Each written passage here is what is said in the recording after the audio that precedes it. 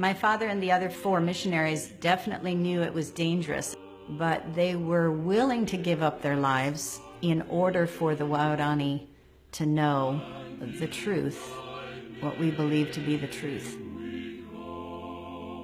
My father arrived in Ecuador in March 1952 to be a missionary to indigenous or primitive tribes in the Amazon jungle. He found out about the Waorani, they used to be known as the Aucas, now the Waorani, through another missionary who had been in Ecuador.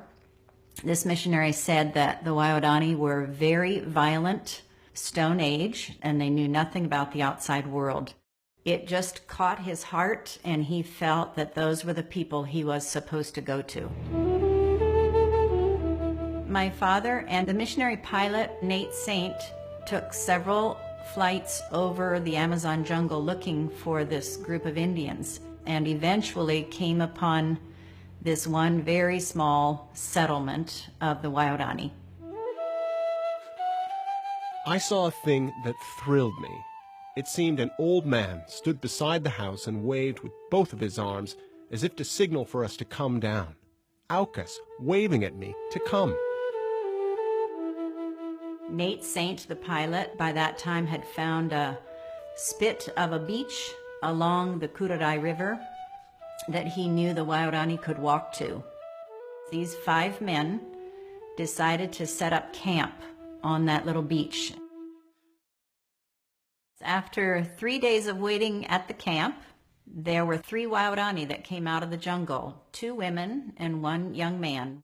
The joy of the 5 men was that they were perfectly friendly and there didn't seem to be any hostility at all.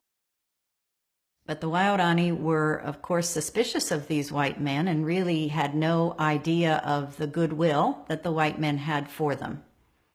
They might be deceiving them, they said.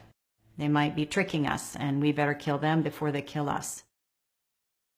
We believe it was around 3 in the afternoon. 10 men arrived at the Palm Beach, and with their spears, they brutally speared all 5 of the men and left the bodies in the water.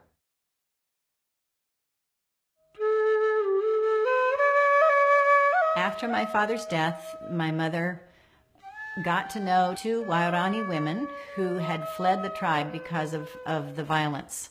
And they said, we want you and the sister of Nate Saint, we want you to come and tell our people about God.